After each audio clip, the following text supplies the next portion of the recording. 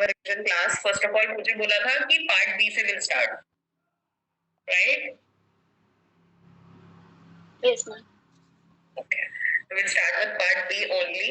थोड़ा सा initially please थोड़ा सा हम रखेंगे कि कोऑर्डिनेटेड रहे, दोनों लोगों की तरफ से आवाज आए तो सही है, बिकॉज एक फ्लो में ऑनलाइन पढ़ाना is not that easy without any interaction, तो प्लीज ट्राई एंड हैव थोड़ा सा इंटरेक्शन. सो मुझे ये बताओ पहले तो सबने ऑलमोस्ट आई थिंक स्कैनर्स ले लिए होंगे for the December attempt. I am just talking about my subject right now. Yes, ma'am. Yes, ma'am. ठीक है, डन. सेकेंडली स्टार्ट कर दिया है, मतलब ऑलमोस्ट हो गए क्या स्कैनर?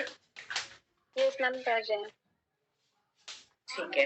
सो पार्ट बी के I have not given notes, तो नोट्स वाली चीज अभी we are keeping it aside, and I have told you also कि क्यों नहीं दिए.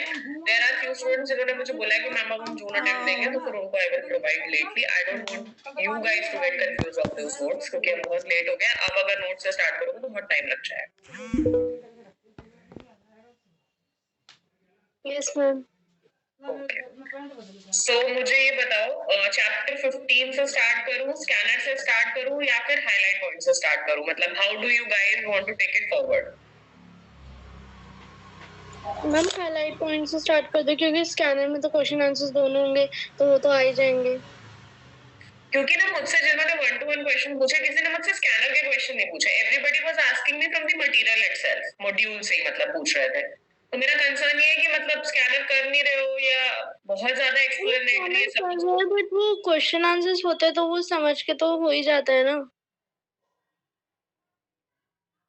ओके, ये रुचि का पॉइंट ऑफ व्यू हो गया. बाकी anybody would like to say anything?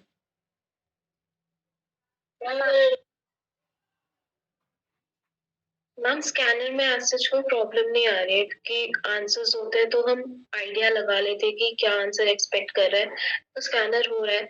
But module में थोड़ा सा प्रॉब्लम आ रहा है. ठीक है, तो फिर मैं I am keeping the scanner aside. कुछ स्पेसिफिक होगा तो will discuss about the scanner then. हम फिर मॉड्यूल से ही will try and catch up as much as we can. ठीक है? Yes ma'am. Fine ma'am. Alright, तो हम चैप्टर 15 से बात करें अगर हम, which is a brief of the IPR कि क्या क्या होते हैं, कितने कितने टाइप के होते हैं. बेसिकली फर्स्टली आईपीआर क्या होता है. ठीक है, फर्स्ट पेज खोला है मैंने, 389 ऑफ द बुक, मतलब of the module. It says कि इसके की कॉन्सेप्ट्स क्या क्या है. हम पहले सबसे पहले पेज 1 डिस्कस करेंगे, सो दैट चैप्टर रिव्यू हो जाएगा एक बार. पहला है इंडस्ट्रियल प्रॉपर्टी. तो पहले वो बताएंगे कि इंडस्ट्रियल प्रॉपर्टी होती क्या क्या है, मतलब आईपीआर अगर हम कह रहे हैं तो किन किन प्रॉपर्टीज पे वो आईपीआर एप्लीकेबल हो सकता है. तो इस वजह से industrial property they will tell you why, how, where is it. ठीक है. सेकंड, फिर they will tell you the kind of मतलब आईपीआर जो हम करा सकते हैं, which is patent, trademark, copyright, GI, industrial design. Most common of them being trademark and copyright.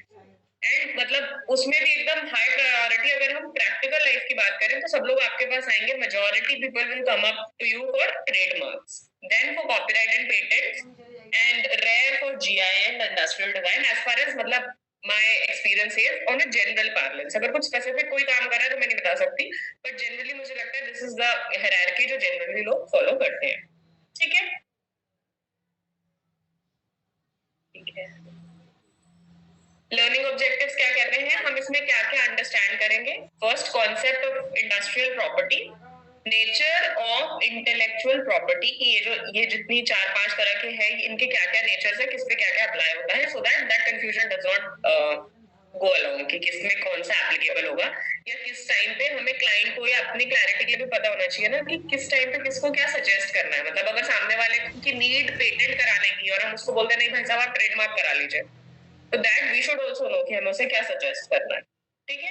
Third है इंटेलेक्चुअल प्रॉपर्टी राइट लॉज. अब किस एक्ट पे, मतलब किस टाइप के आईपीआर पे कौन सा एक्ट, कौन सा लॉ, कौन सा रेगुलेशन फॉलो होगा, दैट वी विल सी. फिर जनरल एग्रीमेंट है, वो that is a very specific thing. फिर वीपो है, that is also very specific thing.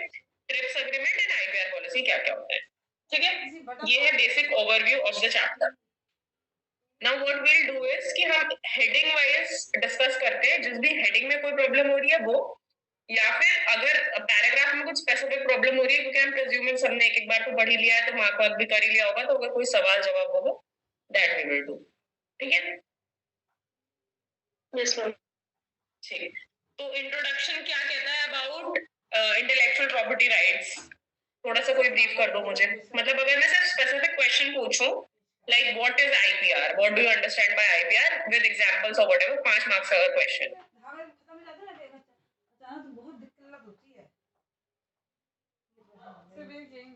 थोड़ा तो बता दो, हिंदी में बता दो। इट्स लाइक इन्वेंशन, डिजाइन और literary or artistic work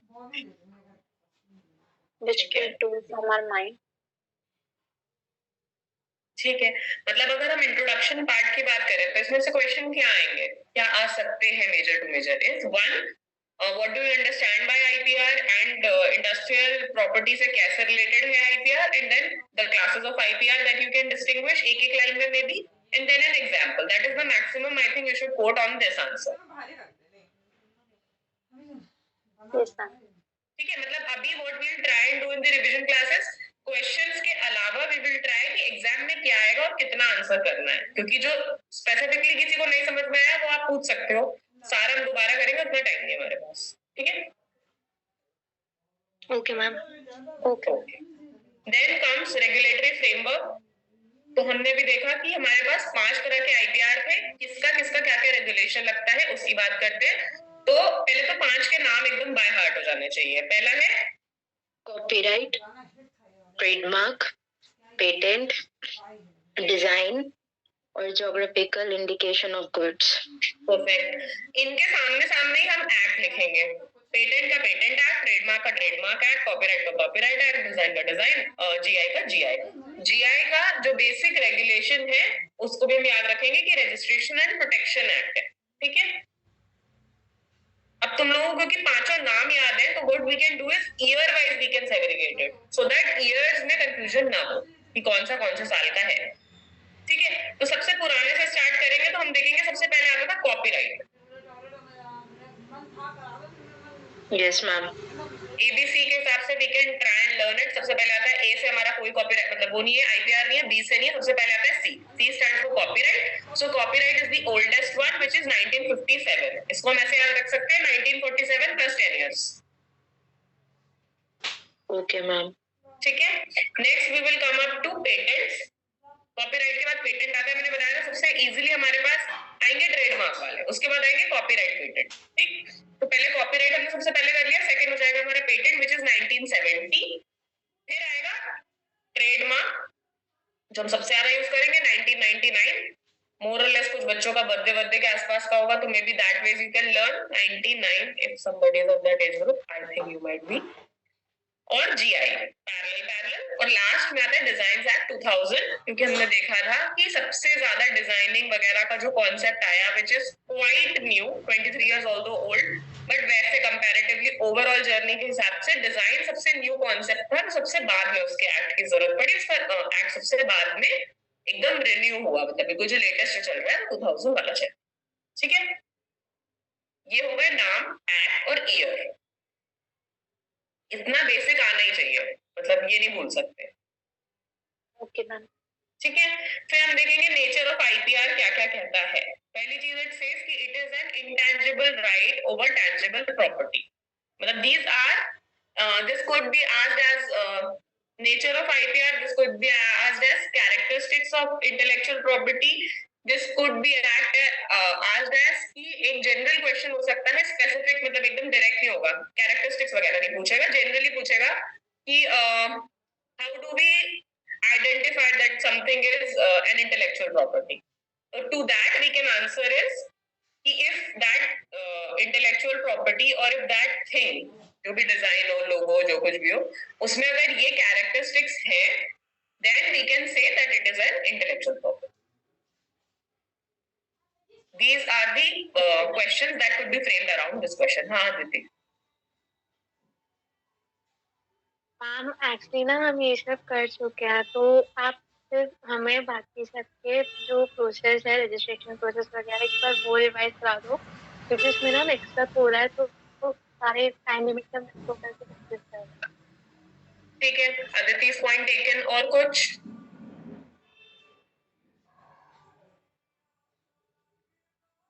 बोल लो यार, मैं तो कई बार बोला था। कब तक खत्म हो जाएगा? सॉरी रुचि, ये सेकंड पार्ट कब तक खत्म हो जाएगा? मुझे वही मैंने पूछा भी था उस टाइम भी, और मैं अभी भी पूछ रहा हूँ कितनी डिटेल में जाना है और कहाँ प्रॉब्लम्स हो रही है, मुझे वो बताओ। मैं अकॉर्डिंगली आई प्लान ऑल्सो कि कैसे इजीली मैं वाइंड अप करा सकती हूँ उसको।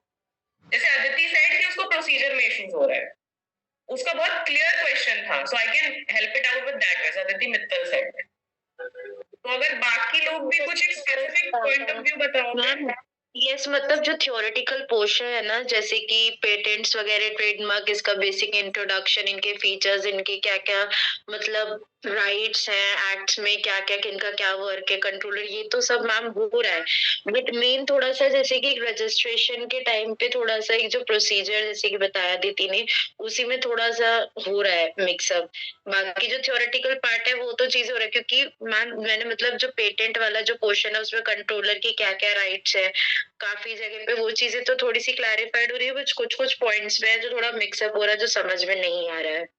यार देखो, मिक्सअप का तो मैंने मतलब बिल्कुल जब पार्ट 2 स्टार्ट ही किया था क्लास में, जो आ रहे थे उस टाइम, मैंने तभी बोला था कि जब ये पांचों चैप्टर अगर चारों चैप्टर साथ में करोगे तो आपको पैरेलली ही पढ़ना पड़ेगा। उसमें भी पैरेलली कैसे, कि आपको पहले देखना पड़ेगा कि किसमें किसकी पोजीशन है। जैसे किसी एक्ट में अगर कंट्रोलर है तो उस एक्ट में कंट्रोलर है, तो दो एक्ट्स में कंट्रोलर है, तो आपको साथ में बनाना पड़ेगा। मतलब you have to put a chart along कि अगर पेटेंट में कंट्रोलर है तो उसके ये राइट्स हैं, ट्रेडमार्क में कंट्रोलर है तो उसके ये राइट्स हैं।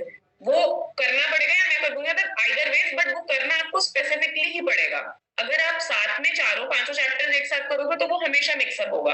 रजिस्ट्रेशन का अगेन मतलब वो आप पैरेलली नहीं कर सकते, बट हाँ ठीक है, उनका पांचों का कुछ कुछ स्टेप्स कॉमन होंगे, वो एक बार ही लिख लो, वो लर्न कर लो, जिसमें जो जो स्पेसिफिक है वो एक्ट वाइज लिख लो। करना ऐसे पड़ेगा। I can get that done is one thing, but वो होगा इस तरीके से। ये मैंने अपनी तरफ से अभी से बता दिया है। नेक्स्ट किसी का कोई इनपुट है? मैम मेरा तो जैसे मैम ये पूरा ही मिस हुआ था, पार्ट भी नहीं हुआ था।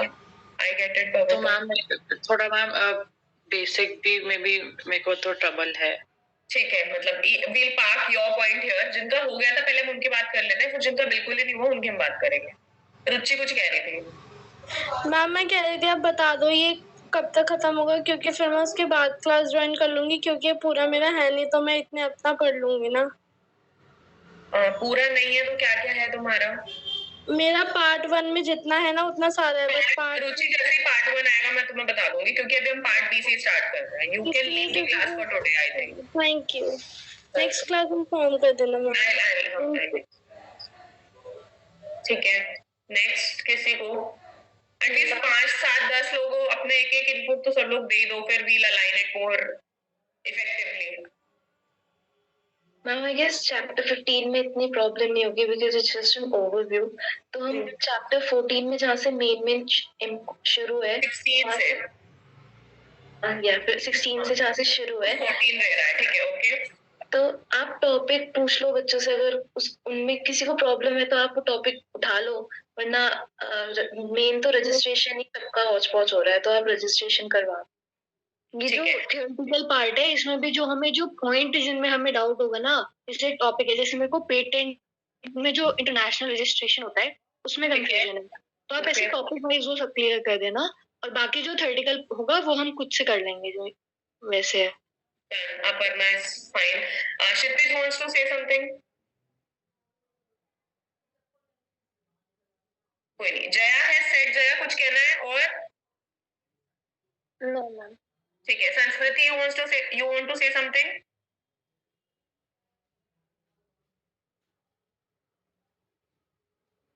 कोई नहीं। निधि wants to say something. मैं स्पेसिफिकली एक एक बच्चे से पूछ रहा हूँ, फिर मैं बताऊंगी how we are going to plan it, इसलिए। निधि you want to say something? No ma'am. Any inputs? No ma'am. ठीक है। दीपिका?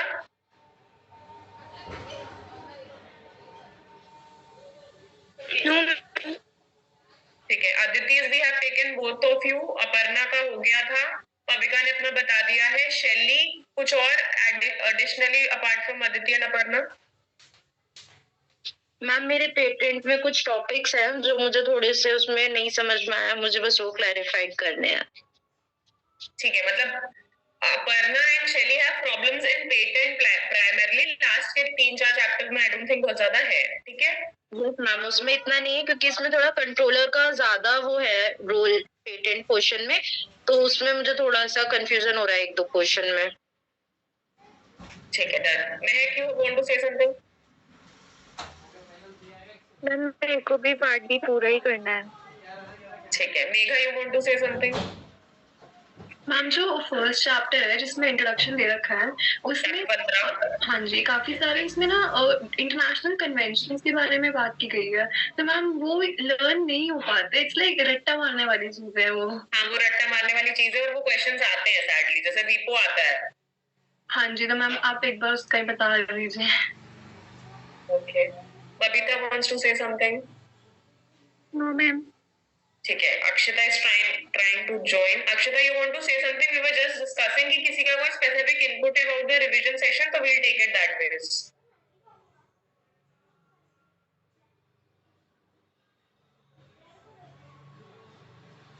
Okay. जितने लोग ऑनलाइन थे, I think I have taken up everyone's name who were available and have answered. तो 2 लोग जिनका महक and पविका जिनका बिल्कुल ही नहीं हुआ है. महक I think said we'll be giving June attempt now. Ma'am ठीक है. पविका, you will be attempting this, मतलब I'm just talking on a particular subject in December. Yes ma'am. Any strategy up till now? Ma'am अभी तो ma'am part A का ही ma'am I am studying. अभी part B को ज्यादा एक बार read किया था मैम थोड़ा बेसिक जानने के लिए, बट पूरा तो नहीं किया अभी. ठीक है. For you I will say chapter 15 module से कर लो और बाकी के चैप्टर्स एक बारी ना सिर्फ स्कैनर से क्वेश्चन आंसर्स कर लो. मिनिमम इतना हो जाएगा तो काफी हद तक देयर वुड बी चांसेस कि ग्रुप बी में बहुत ज्यादा डिफिकल्टी नहीं आएगी. बट अगर इतना भी नहीं हो पाया टाइमली तो फिर इशू है. इतना हो जाएगा तो फिर हम मॉड्यूल में डिस्कशन कर सकते हैं, वो कोई प्रॉब्लम नहीं है. अगर मैं कि वांट टू ट्राई न्यू मतलब fill the exam this time, तो प्लीज जिन्होंने एग्जाम फॉर्म फिल करा है ग्रुप बी का, प्लीज दे देना. भले खाली शीट छोड़ के आ जाना, please do attempt it. So this is specifically for Mahak जो कह रही है जून अटेम्प्ट देगी. अगर एग्जाम फॉर्म फिल किया है, please go and attempt the paper. Okay ma'am. ठीक है. चलो अब हम बाकी लोगों के पॉइंट ऑफ व्यू से बात करते हैं. थ्योरी मतलब 3 तरह के क्वेश्चन मुझे लगता है जो मैंने एड्रेस करने हैं. पहला, मैम रजिस्ट्रेशन में इश्यूज आ रहे हैं, what we will do is, मुझे जो सोल्यूशन लगता है कि हम parallelly I will make up things for registration for all the acts. Okay. Yes ma'am. ठीक है. तो उसमें कंपैरेटिवली भी कुछ होगा तो वी विल एनालाइज कि कुछ कंपैरिजन है या कुछ आपस में क्रॉसओवर्स हो रहे हैं, तो we can do it. But I will tell you one thing, जो हम इसमें रजिस्ट्रेशन पढ़ रहे हैं दिस इज नॉट 100% जो प्रैक्टिकली आज की डेट में हो रहा है. ठीक है. तो अभी हम सिर्फ एग्जाम स्पेसिफिक पढ़ेंगे.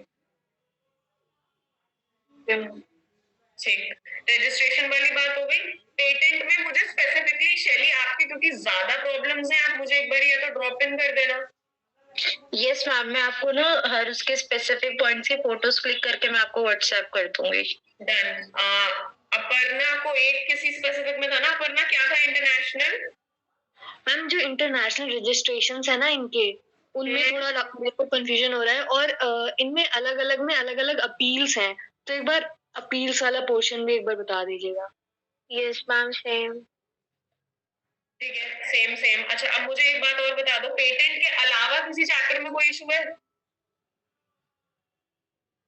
नहीं मैम, फिलहाल तो और किसी में नहीं है. रजिस्ट्रेशन छोड़ के सिर्फ पार्ट बी की बात कर रहे हो? मैम रजिस्ट्रेशन प्रोसीजर तो आप करा ही दीजिएगा, वो तो बहुत मैं सारे चैप्टर्स के करा रही हूँ. सबसे मतलब पहला मेरा एजेंडा हो गया, एक हमारा एजेंडा है कि हम रजिस्ट्रेशन प्रोसेस करें सारे चैप्टर्स के. सेकंड मेरा एजेंडा है कि हम ओवरऑल ओवरव्यू लेंगे ऑन द थिंग्स जिसमें आप लोग बोलोगे कि मैम ये स्पेसिफिक क्वेश्चन है. जैसे शैली ने मुझे बोला मुझे पेटेंट में बहुत सारे क्वेश्चन हैं, अपर्णा ने और अदिति ने मुझे बोला कुछ स्पेसिफिक प्रॉब्लम्स हैं. उसके अलावा किसी ने नहीं बोला तो वो मेरी प्रॉब्लम नहीं है, तुम लोगों को बोलना पड़ेगा तभी आई विल हेल्प, मतलब I will be able to help you out. Otherwise वही वाली बात है, जिन्होंने कर लिया उनको मैं दोबारा कराऊंगी, दे विल आल्सो नो, मतलब कोई फायदा नहीं है, उनका टाइम वेस्ट ही होगा. मैम मैं आपसे कहती कि जो मतलब मॉड्यूल में ना हर जैसे पेटेंट ट्रेडमार्क इसमें जो रजिस्ट्रेशन और एप्लीकेशन का जो पूरा प्रोसीजर है मंथ्स ईयर का वो ना प्रॉपरली मतलब उस फॉर्म में नहीं दे रहेगा जिसमें एक तरीके में हमको कैच हो जाए। मतलब वो पैराग्राफ में ज्यादा चीजें दे रखे हैं तो ना थोड़ा सा कंफ्यूजिंग हो रही है वो चीजें। अगर वो एक टैबुलर फॉर्म या किसी पिक्टोरियल फॉर्म में अगर आप दे देते तो वो थोड़ा इजियर हो जाएगा। ठीक है, I got your point. Yes ma'am सही। मैम वो कर दीजिएगा तो थोड़ा सा ना हमें इजीली हो जाएगा कैच करना, क्योंकि कितने मंथ्स का हमें मतलब उसमें देते हैं कितने मंथ्स का टाइम पीरियड में रजिस्ट्रेशन करना होता है, एप्लीकेशन डालने के बाद फिर पब्लिकली ऑब्लिगेशन के लिए वो डिस्क्लोज करते हैं। तो वो पोर्शन में एक आप पिक्टोरियल फॉर्म में दे देंगे ना वो थोड़ा इजीली हो जाएगा कैच आउट करना। ठीक है, ये मैं समझ गई, कैसे करना है वो भी मैं समझ गई, कैसे आप लोगों को प्रोवाइड करना है वो भी मैं समझ गई। उसके अलावा पार्ट बी में तो कोई प्रॉब्लम नहीं है ना? No ma'am. नहीं मैम, ठीक है, पार्ट बी में हम क्या करेंगे पेटेंट्स में शैली, क्योंकि आपके बहुत सारे क्वेश्चंस हैं और अपर्णा के भी कुछ क्वेश्चंस हैं, तो अगर स्पेसिफिकली कोई हेडलाइंस में पेज नंबर में प्रॉब्लम है तो मुझे फोटो खींच के भेज दो। अदरवाइज मैं कोशिश ये करूंगी कि एक पूरा बैच लेके हम पेटेंट्स का जितना ज्यादा हो सके पेटेंट चैप्टर, सिर्फ एक चैप्टर है जो पूरा फुल फ्लेजेड रिवाइज करेंगे। Okay ma'am. Okay ma'am. Not line by line, full fledged means topic wise, her topic revise करेंगे। मैम आपने पेटेंट में कुछ टॉपिक्स छुड़वा रखे हैं, लाइक आपने मैंने नहीं कराया था। अच्छा आपने नहीं कराया था? हाँ ठीक है फिर। ठीक है, पेटेंट मैंने नहीं कराया था, पेटेंट कराया था अतुल सर ने, और सेकेंडली शायद जया ने या किसी ने ग्रुप में डाले भी थे वो इंपॉर्टेंट क्वेश्चंस जो सर ने कहे थे कि चैप्टर वाइज इंपॉर्टेंट है फॉर पेटेंट। Yes ma'am. उन्होंने इम्पोर्टेंट क्वेश्चंस भी डाले थे और उन्होंने ना काफी मतलब पॉइंट्स छुड़वा भी रखे हैं उसमें, तो वो आप एक बार क्लैरिफाइड कर देना कि वो इम्पोर्टेंट है भी या नहीं, मतलब एक बार को कि हम पढ़ के जाए या नहीं पढ़ के जाए। अब नया कुछ मत पढ़ो शैली, जो सर ने पढ़ाया है और जो तुम लोगों ने पढ़ा है वही पढ़ो, क्योंकि कुछ नया ऐड करके और कंफ्यूजन ही क्रिएट होगी, उसका कोई फायदा नहीं। ठीक है मैम। ठीक है, तो मेरा मतलब I will take this as a homework कि we will do patent and we will do the registration process, and thirdly I will try and मतलब समराइज करके I will try कि एक या दो शीट में सारे आपके पॉइंट्स to remember हो जाए, थ्योरी कहानी आप लोग अपने आप पढ़ लोगे। This is what I have taken as an input today from you all. Yes ma'am. Yes ma'am. Ma'am ठीक है, इसके अलावा कोई क्लैरिफिकेशन नहीं है?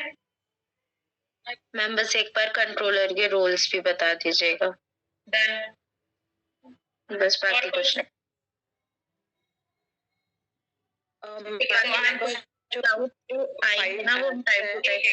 एक सेकंड शैली, यू वर सेइंग समथिंग, छोटा सा है तुम्हारा, तुम कह दो फिर पविका वांट्स टू से समथिंग। नहीं मैम हो गया। ठीक है, पविका यू वर सेइंग। मैम जैसे जो 5 मेन जो एक्ट्स है मैम, एक बार इनका बस ब्रीफ बता दो मैम कि इनमें है क्या, ताकि मैम मैं जब रीड करूँ तो मुझे पूरा मैं वही कह रही थी पविका, आप क्योंकि अभी ग्रुप पार्ट 1 कर रहे हो, आप पार्ट 1 करो। व्हाट आई विल थिंक, मतलब I will take it forward as I will not waste your time just for the sake कि मेरी क्लास है और क्लास मुझे लेनी है कंपल्सरली। हम ट्राई करेंगे कि जितने भी क्रिस्प टाइम पे ज्यादा यूटिलाइजेशन हो सके। सो आज भी I was just here to take your inputs कि कौन क्या चाहता है, क्योंकि मैंने ग्रुप पे पूछा कोई इनपुट आ नहीं रहा था, तो मुझे लगा maybe class and an interaction will help you guys मोर।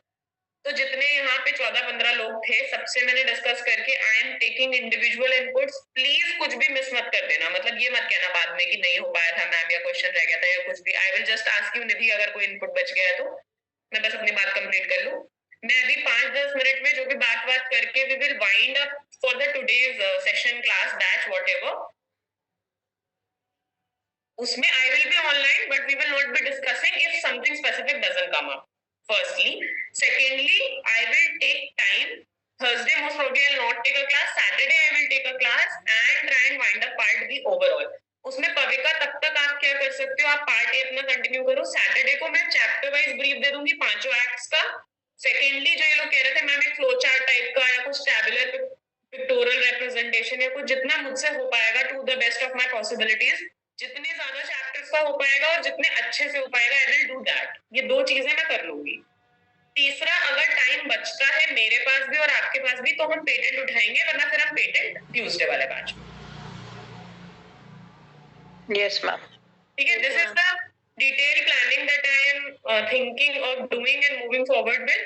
अगर इसमें किसी का input है तो मुझे दे दो, otherwise फिर we'll talk about it.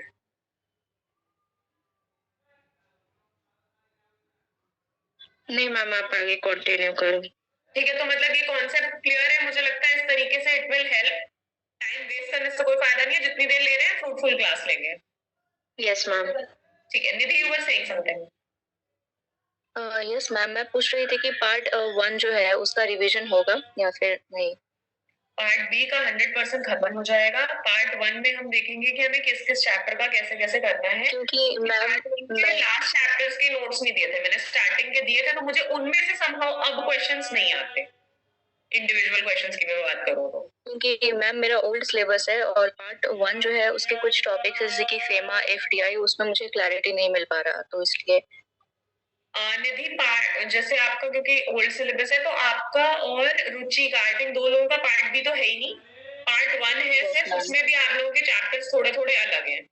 ठीक है, फेमा हमने एकदम लास्ट में किया था तो उसका revision there are higher possibilities कि हम एकदम लास्ट में करेंगे. क्योंकि जब मैं क्लास में वाइंड अप करी थी हमने ये डिस्कस किया था कि हम पीछे से आगे की तरफ रिवीजन करेंगे सो दैट जो भी सबसे नया होगा उसको रिवाइज करने का टाइम नहीं भी मिले तो पुराना सारा एक बार रिवाइज हो जाए. तो अगर आपका कुछ स्पेसिफिक है या अगर आपको फाउंडेशन लेइंग कुछ प्रॉब्लम है तो वो हम एक बार मतलब पर्सनली डिस्कस कर लेंगे, वो कोई इशू नहीं है. अगर ज्यादा इशू आ रहा है तो फिर we'll have to मतलब फिगर इट आउट. मतलब this we will discuss 1-to-1 क्योंकि अभी I don't think FEMA anybody else wants to take up. Okay ma'am. और मे बी जैसे हम ग्रुप 2 मतलब ग्रुप बी मैंने बोला I think 2 classes maximum will be there. एक आई थिंक सैटरडे लूंगी मैं तब तक so that I can do my homework what all you want me to do. And Tuesday and we will wind up patents as required. ठीक है, उसके बाद जो भी टाइम बचेगा जैसे भी बचेगा. कब से एग्जाम्स हैं मैम 24 24 से 21.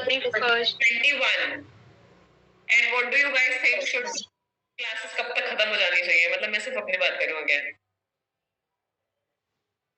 मैक्स 15 तक. ओके ठीक है, तो आज 28 तारीख है. अगर मैं सैटरडे एक बैच लेती हूँ which is 2nd and then Tuesday एक बैच लेती हूँ विच इज 5th, तो then you have 10 days.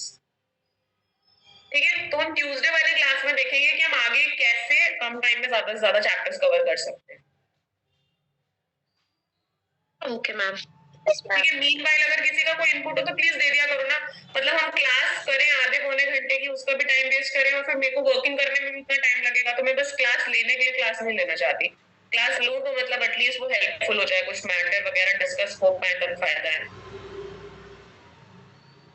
Yes ma'am, पूरा नहीं रिवाइज करना. क्या पूरा चैप्टर थ्योरेटिकली दोबारा से रिवाइज करें? जो मेन पोर्शंस हैं जहाँ में डाउट्स आ रहे हैं, क्योंकि हम ऑलरेडी पढ़ चुके हैं चैप्टर्स बाय लाइन हर तरीके से. तो जो मेन चीज है बस वो चीजें क्लैरिफाइड हो जाए तो हो जाएगा portion clear. Ma'am part A में बहुत सारे चैप्टर्स हैं तो हम सारे चैप्टर्स को वापस से पार्ट ए में सारे चैप्टर्स नहीं करेंगे. पार्ट ए में हम सिर्फ वो चैप्टर्स करेंगे जिनकी मार्क्स बेयरिंग बहुत ज्यादा है, पॉइंट 1. सेकेंडली जिनमें सिर्फ थ्योरी नहीं थी. और पॉइंट 3 मेरा ये है कि जिसमें टेक्निकली कोई क्वेश्चन फंस सकता है, मतलब थ्योरेटिकली सिर्फ पढ़ के तो चीज समझ में आ जाएगी, वो डिस्कस नहीं करेंगे. तो पार्ट ए में सारे चैप्टर्स को तुम भूल ही जाओ. 14 चैप्टर्स में से मुश्किल से मुझे लगता है 4 या 5 ऐसे चैप्टर्स हैं जिनमें हम थोड़ा बहुत डिस्कशन करेंगे. और ऑब्वियसली जो स्पेसिफिक क्वेश्चन है 1-to-1 है या ग्रुप क्वेश्चन है वो तुम लेंगे, वो चाहे किसी भी चैप्टर. Yes ma'am.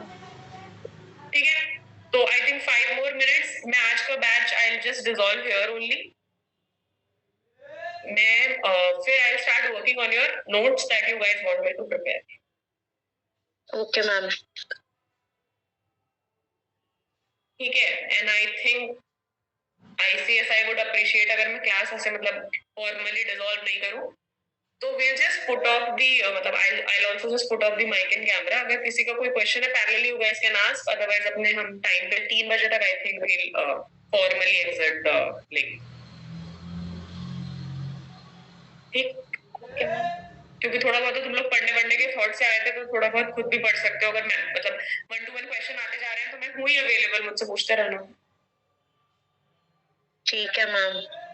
मैम अगर आप लीव करवाना चाहते हो तो कोई इशू नहीं है, क्योंकि मैम जो मेन हमारे को जिस चीज में इशू हो रहा था वो तो हमने आपको प्रॉपर्ली बता ही दिया है। मुझे पता है, बट पता है मेरे साथ दो चैलेंजेस हैं। वन कि मेरे बैचेस कम हुए थे, एंड टू मैंने इतना कह के क्लास लिया है, फिर मैं 2 बजे वाइंड अप कर दूं, फिर इनका हो जाएगा मैं आपको क्लास ही नहीं कंटिन्यू किया, इसलिए मतलब understand my position also. Yes ma'am understand. ठीक है, जया कुछ कह रही थी क्या? No ma'am. ठीक है, तो मैं जस्ट माइक एंड कैमरा मतलब I just turn it off. कोई क्वेश्चन हो तो पूछ लेना, तब तक मैं काम कर देती हूँ तो फिर होगा। Sure ma'am. ठीक है मैम। हाँ आदिति। मैम अभी आप हो तो मेरा पार्टी में एक डाउट था मेरे पास। मैम वो पार्किंग ऑफ ईसीबी वाला टॉपिक था ना, वो मेरे को जो डोमेस्टिकली पार्किंग ऑफ ईसीबी वाला टॉपिक था वो मेरे को समझ नहीं आया था। फोटो खींच के भेज दो मुझे, मैं बता देती हूँ। यस मैम, मैं भेजती हूँ। मैम मैं भी भेज दूं क्या? भेजते चलो, तुम लोग पहले अपने क्वेश्चन ही भेज दो, मैं पार्ट भी छोड़ दूँ बाद में। नहीं मैम पहले वही कर लो। मुझे पेमेंट वाला आदिति वर्मा स्पेसिफिक एक टॉपिक पूछ रही थी, छोटा सा है वो पार्किंग वाला, तो वो हम देख लेंगे, ले लेंगे जैसा भी है।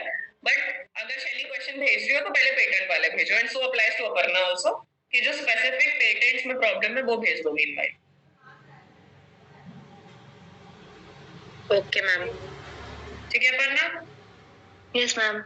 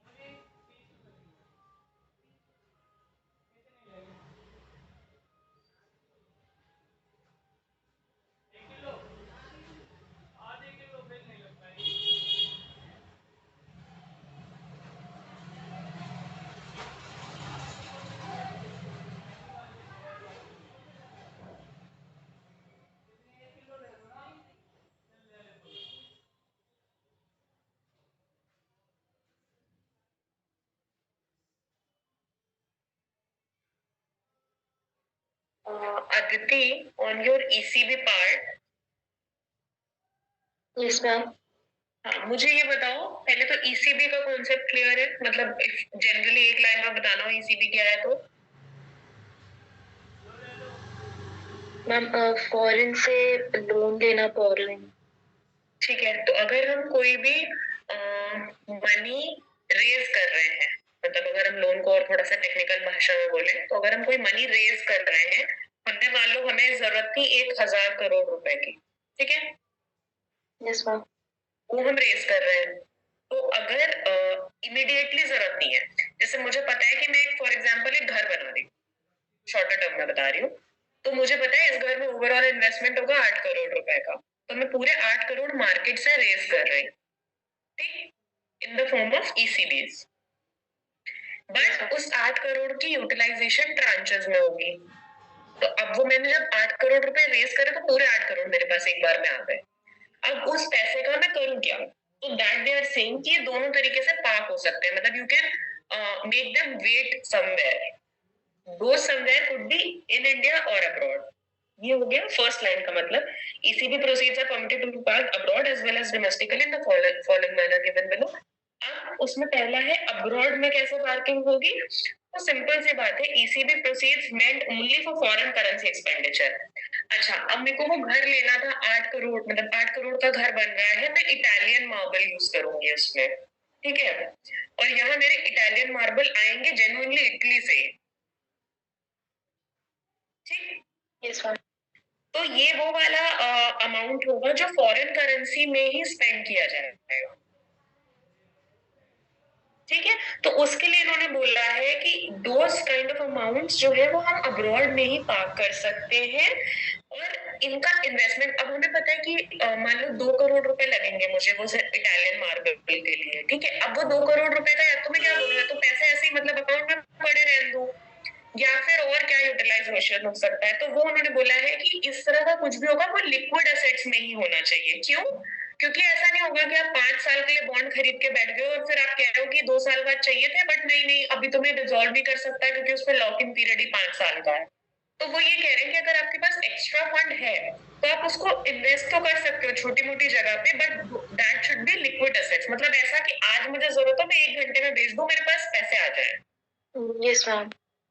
ठीक है, तो उसमें उन्होंने 2 कैटेगरीज बताई है, पहला है डिपॉजिट और सर्टिफिकेट ऑफ डिपॉजिट या अदर प्रोडक्ट्स, जो कि रेटिंग बताई है, इसकी रेटिंग का पूरा चार्ट होता है। इफ यू वांट, मेरे को ढूंढना पड़ेगा, मेरे पास एक रेटिंग का पूरा चार्ट पड़ा है कि कैसे होता है, मतलब AA3 बाय मूडीज का एक अलग चार्ट होता है, फिच IBC ये अलग चार्ट बनाते हैं, उसमें अलग अलग रेटिंग होता है। This is very very very technical, मतलब मुझे भी लर्न करना पड़ा था फॉर माय वैल्यूएशन एग्जाम, इनकी पूरी गाइडलाइंस आती है। तो उस तरह का अगर कोई सर्टिफिकेट ऑफ डिपॉजिट है, बेसिकली जब तुम लेने जाओगे तो तुम उनसे पूछ लो कि अरे मोदी ने जो AA3 लेवल में कौन कौन से वो निकाले हुए डिपॉजिट, तो your fund adviser will tell you कि यही अवेलेबल है। तो या तो आप उसमें पार्क कर सकते हो फॉरेन फंड्स, या आप ट्रेजरी बिल्स ले सकते हो, अगेन जिसकी 1 ईयर मैच्योरिटी होनी चाहिए और मिनिमम रेटिंग ऊपर वाली होनी चाहिए। और तीसरा deposit with foreign branches subsidiaries of Indian bank, वो तो ऑब्वियस ही बात है, मतलब वो इन्वेस्टमेंट नहीं है, या तो बैंक में पड़ा रहेगा या आप 2 तरीके से इन्वेस्ट कर सकते हो। दिस इज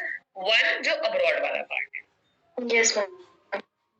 ठीक है, सेकंड वो कह रहा है डोमेस्टिकली कैसे। अब हमने कह दिया कि 2 करोड़ रुपए हो गए, 6 करोड़ हमें इंडियन करेंसी में ही यूज करना है, उसका मुझे फॉरेन में कोई लेना देना नहीं है। तो यार ये तो बेवकूफी की बात है कि मैंने फॉरेन से वो बोरोइंग्स करी, एक्सटर्नल कमर्शियल बोरोइंग्स, और मैं उन्हें इंडिया ले आया और फिर मुझे फॉरेन में स्पेंड करनी थी, तो वो तो 2 बार हम कन्वर्जन रेट दे रहे हैं और 2 बार सारी टेक्निकलिटीज में इन्वॉल्व हो रहे हैं। तो उसके लिए हमने ये सुविधा दे दी थी कि फॉरेन वाले फॉरेन में पार्क करेंगे, और जो इंडिया वाले हैं उनको हम तुरंत इंडिया ले आएंगे।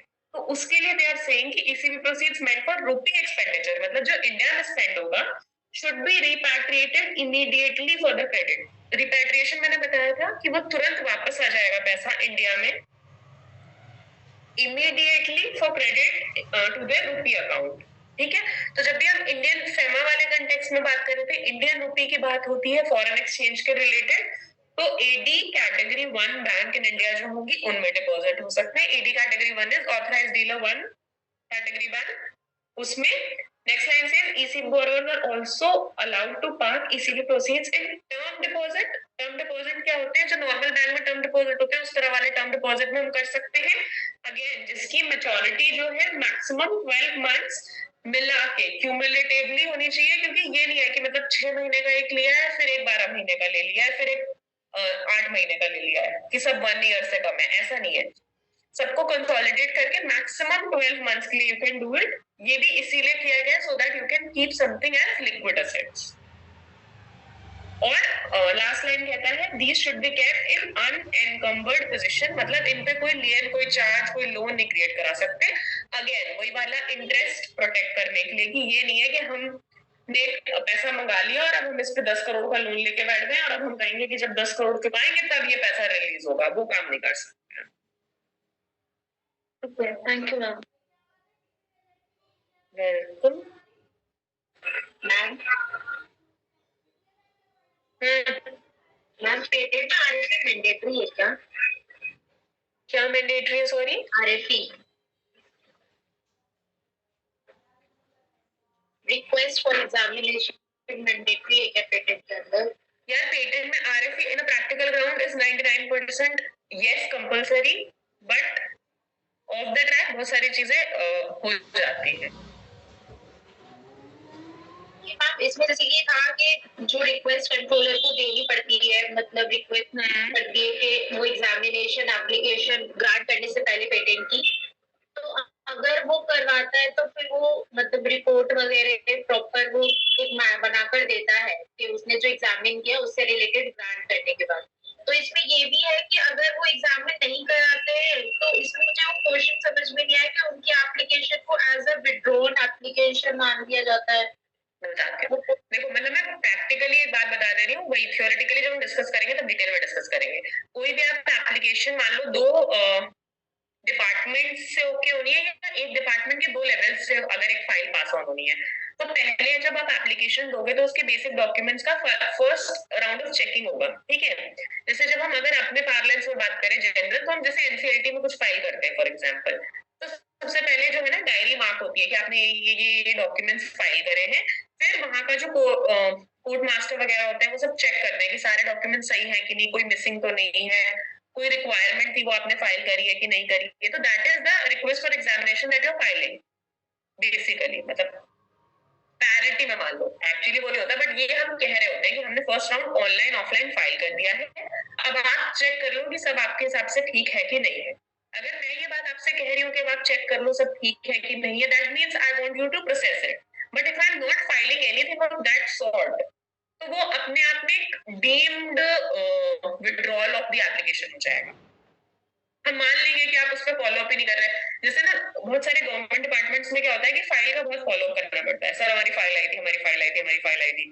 तो कुछ डिपार्टमेंट्स में क्या होता है, जब हमें लगता है कोई क्लाइंट इंटरेस्टेड नहीं है आगे का काम कराने में, तो हम लोग एज अ प्रैक्टिस क्या करते हैं स्पेसिफिकली कंपनीज के केस में कि हम विड्रॉल एप्लीकेशन देते हैं. अब वो उसको एक्सेप्ट करे ना करे वो उनकी मर्जी है, बट हम इसलिए देते हैं कि हमारा ट्रैक रिकॉर्ड आगे जाके प्रॉब्लम ना क्रिएट करे.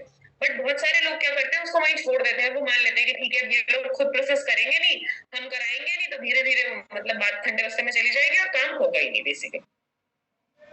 तो वो एक डीम्ड विड्रॉल है basically. It is not actually withdrawal, but अगर आप कुछ उसमें मतलब पुश नहीं कर रहे, आप उसका कुछ आगे फॉलो अप नहीं कर रहे, तो वो उसको मान लेते हैं कि इट इज अ विड्रॉल. उसमें आगे जो ग्रांट का प्रोसेस है पेटेंट की एप्लीकेशन को तो हो जाएगा ये नहीं होगा. नहीं होगा, डेफिनेटली नहीं होगा. उसको या तो फिर आप रिवीजन के साथ फाइल करोगे कि आपको अगर कोई चेंज चाहिए था तो चाहिए था, या फिर आप उसका एक जो टाइम पीरियड है वो लैप्स हो जाएगा, उसके बाद आप as a new application file कर सकते हो. This is the only way you can do. इसीलिए जैसे रजिस्टर्ड ऑफिस शिफ्टिंग के केस में हम क्या करते हैं कि कुछ टाइम गैप होता है, मुझे टाइम गैप नहीं याद, उसमें हम अगर हमने विड्रॉ नहीं करी है तो हम अगेन दोबारा वो एप्लीकेशन फाइल नहीं कर सकते. इसीलिए as a matter of practice हम उसमें स्पेसिफिकली विड्रॉल की एप्लीकेशन डाल दें, क्योंकि बहुत सारी कंपनीज के पास हो सकता है उस टाइम फंड ना हो या कुछ और प्लानिंग में चेंज होगा तो वो ना करें. ठीक है मैम. जैसे कि इसमें जो हमें टाइम टू टाइम ईयरली को पेटेंट के एप्लीकेशन को हमें रिन्यूअल कराना पड़ता है, जिसके एप्लीकेशन को रिन्यू नहीं कराना पड़ता है, हमने लास्ट टाइम भी डिस्कस किया था. हाँ, जो हमें उसको रिन्यूअल कराना पड़ता है बार बार. हमें जो पेटेंट मिला होता है हमें उसको रिन्यूअल कराना होता है. ठीक है डन. ठीक है मैम. उसको कराना पड़ता है, तो XYZ रीजन की वजह से, जैसे कि हम नहीं करवा पाए, मतलब हमारा वो लैप्स हो जाता है, तो जब लैप्स के बाद हम जब कंट्रोलर को एक मतलब स्पेसिफाई सेटिस्फाई करने के लिए जो रीजन देते हैं, जो एक बफर पीरियड मिलता है जिसमें हम दोबारा से करवा सकते हैं, तो वो स्टार्टिंग से पूरा प्रोसीजर करना पड़ता है, या वहीं से रिन्यूअल फीस देके वो वहीं से मतलब स्टार्ट हो जाता है? यार ये अगेन इट डिपेंड्स ऑन कि आपके कंट्रोलर को आप कितना परसेंट तक सेटिस्फाई करा पाए हो। अगर आप उसको मान लो आपका 15-20 दिन का डिले हो गया है, ठीक है, and you are able to make him satisfy that everything is on the same ground, nothing has changed in this 15-20 days, उसके लिए वो क्या कर सकता है, ज्यादा से ज्यादा आपसे एक अंडरटेकिंग ले लेगा, एफिडेविट ले लेगा, कुछ भी, या अगर किसी कंपनी का है तो डायरेक्टर्स से एक बोर्ड रेजोल्यूशन ले लेगा that nothing has changed on so and so grounds. उसमें क्या सो एंड सो ग्राउंड्स होते हैं, जनरली होता है कि फाइनेंशियल पोजीशन में कोई चेंज नहीं आया है, बिजनेस स्ट्रक्चर में कोई चेंज नहीं आया है, इस तरह के अंडरटेकिंग्स ले लेगा, ठीक है, तो उसमें तो वो सेम ग्राउंड्स पे रिन्यूअल फीस लेगा, बेसिक डॉक्यूमेंट्स लेगा और काम चला लेगा। बट अगेन ये आपकी लाइजनिंग स्किल पे डिपेंड करता है कि आप कितने अच्छे से उसको कन्विंस कर सकते हो। अगर सामने वाला कन्विंस नहीं है तो पहली चीज तो वो आउटराइट रिन्यूअल मना ही कर सकता है कि नहीं हम एक्सटेंशन नहीं देंगे, because again it is his right to be satisfied और नॉट। बट अगर वो सेटिस्फाइड है, सी बहुत रेयर केस पे ऐसा होगा कि वो सेटिस्फाइड होगा और तो भी जीरो से आपका सारा सब कुछ करवाएगा प्रैक्टिकली, पॉइंट 1। सेकेंड, अगर वो सेटिस्फाइड नहीं होगा और बिकॉज ऑफ एनी प्रेशर उसको वो चीज एप्लीकेशन लेनी पड़ेगी ना, तो फिर वो आपसे जीरो से सब कुछ करवाएगा और उसमें प्रॉब्लम्स क्रिएट कर देगा और वो रिन्यूअल नहीं कराएगा। तो अगर वो जेन्युइनली आपकी बात से मतलब अग्री कर गया है ऑन द डिले, तो वो आपको रिन्यूअल के लिए सिर्फ बहुत बेसिक डॉक्यूमेंट्स, रिन्यूअल फीस और जो रिन्यूअल के टाइम पे डॉक्यूमेंट्स थे उतने say that person will be satisfied. But all this is on practical ground, not theory. Okay ma'am, जैसे कि इसमें जब मतलब ये होता है कि वो रिन्यूअल नहीं करा पाता, अगर पेटेंटी मतलब अनइंटेंशनली ना उसके साथ हुआ हो या फिर XYZ रीजन हुआ हो जिस वजह से वो रिन्यूअल नहीं करा पाया हो, तो उसमें उसके राइट्स, पेटेंटी के राइट्स पे कुछ ऐसे डिफरेंशिएट मतलब वो डिफरेंस आता है उसके बेसिस पे? इसमें देखो दो बातें हैं। पहली चीज, आप ये स्टैंड नहीं ले सकते कि अनइंटेंशनली मिस हो गया। वो कहेगा अनइंटेंशनली कैसे मिस हो सकता है, या तो आपको डेट ही याद नहीं थी तो ये आपका इग्नोरेंस है, ठीक है। This is a very harsh ground, इस बेसिस पे जनरली नहीं एप्लीकेशन अलाउ करता है ऑफिसर। सेकेंड, आप कह सकते हो कि डेट में कुछ कंफ्यूजन हो गया, मतलब मिसप्रिंट हो जाती है। कई बार क्या होता है, जो एप्लीकेशन का फॉर्म मतलब जो रजिस्ट्रेशन का डॉक्यूमेंट आता है उसमें और मेल में डिफरेंस हो जाता है डेट्स का। तो आप ये कह सकते हो कि सर हमारे पास तो ये वाली डेट थी, तो हम इसके हिसाब से 15 दिन या 20 दिन जो भी गैप था वो लेके चल रहे थे। वो एक ग्राउंड हो जाता है एट टाइम्स। तीसरा, अगर आपके पास कोई ऐसी केस स्टडी है, मतलब पुराना हिस्ट्री में ऐसा कोई केस हुआ है विद द सेम ग्राउंड, जैसे एनसीईआरटी वगैरह में बहुत सारे केसेस होते हैं, जब हम नया लेते हैं ना तो उसमें हम कुछ ग्राउंड लेते हैं। फॉर एग्जाम्पल, हमने कंपनी का सिन चेंज करवाना था, तो क्या हुआ, मास्टर डेटा में सही सिन आ रहा था बट उनके COI में गलत प्रिंटेड था, but that was way years, मतलब इयर्स अगो। तो हमें किसी भी बुक में, किसी भी रेगुलेशन में, रूल में, एक्ट में कहीं पे भी वो पावर नहीं मिली कि COI कौन ऑल्टर कर सकता है। पहले हमें लगा ROC कर सकता है, फिर हमें लगा RD कर सकता है, फिर हमें लगा रजिस्ट्रेशन काउंसिल कर सकता है। हमने हर जगह पूछा बट वो कहीं से भी हो नहीं पा रहा था। फिर हमने एनसीईआरटी में कंटेस्ट किया, उन्होंने भी डायरेक्शंस दे दी कि हाँ चेंज कर दिया जाए to all the departments, but none of the department had an authority to change it. ये है प्रैक्टिकल प्रॉब्लम, ठीक है। तो उसमें हम क्या करेंगे, हम देखेंगे अगर पुराना ऐसा कुछ हुआ था कभी किसी टाइम पे, तो उसमें क्या स्टैंड लिया था जजेस ने और एक्चुअली क्या सॉल्व हुआ था। तो अगर आपके केस में अगर आपसे कोई चीज मिस हो गई है और इस तरह का सेम कोई केस पुराने 2-3 रहे हैं of higher level of benches, appeal या इस तरह टाइप के, जिनमें एक स्टैंडिंग लिया गया है कि हाँ ठीक है सेम ग्राउंड पे अलाउ कर दिया गया था, तो बहुत ज्यादा चांसेस होता है कि सेम ग्राउंड पे आपको भी वो अलाउ कर देगा। उस केसेस में क्या होगा, अगर वो अलाउ कर देगा तो आपके राइट्स टू ऑलमोस्ट 90% एक्सटेंड नहीं होंगे, सेम राइट्स कंटिन्यू होंगे, रिन्यूअल पीरियड में ही काउंट कर लिया जाएगा उसको। क्योंकि फिर वो रिन्यूअल जो करेगा ना, वो प्रैक्टिकली ऐसा ही होता है कि वो जिस दिन से लैप्स हो रहा होता है उसी दिन से कंटिन्यू करेगा। उस टाइम गैप को वो छोड़ नहीं सकता, क्योंकि लॉफुली छोड़ने का कोई प्रोविजन नहीं है उसके पास। अगर तुम्हारा 30 अक्टूबर को खत्म हो गया है तो उसको रिन्यू 31 अक्टूबर से ही करना पड़ेगा, या मतलब जो एप्लीकेशन का टाइम बीच में था, क्योंकि अगर बीच में टाइम लैप्स हो जाएगा तो उतने दिन पेटेंटी के पास कोई प्रोटेक्शन नहीं रहता। तो इसलिए जब हम एज अ पेटेंटी भी रिन्यूअल अप्लाई करते हैं तो हम टाइम गैप नहीं रखते। ठीक है मैम। क्योंकि अगर गैप हो गया ना तो उसमें प्रॉब्लम क्या हो जाती है कि जो रिजर्वेशन पीरियड है जितने दिन के लिए होल्ड किया जाता है पेटेंट, उसके बाद उसके बाद भी अगर टाइम गैप बचता है तो कोई नया बंदा उसके ऊपर पेटेंट अप्लाई कर सकता है और फिर लिटिगेशन हो जाती है प्रॉब्लम, क्योंकि उसके पास लीगल राइट था कि 15 दिन के लिए विदहोल्ड करना है या 1 महीने के लिए विदहोल्ड करना है। आपने विदहोल्ड किया, उसके बाद मैंने नई एप्लीकेशन मूव करी थी, तो आप मुझे as a fresh applicant treat करोगे तो उसमें बहुत हायर चांसेस है कि जो पेटेंटी जिसके नेग्लिजेंस की वजह से वो लैप्स हो गया रिन्यूअल, उसको कम तवज्जो दी जाएगी और नए एप्लीकेंट को ज्यादा दी जाएगी। ओके मैम, बस मैम कुछ पॉइंट्स है वो मैं आपको व्हाट्सएप कर रही हूँ, आप फोटो खींच के तो आप बता दीजिएगा।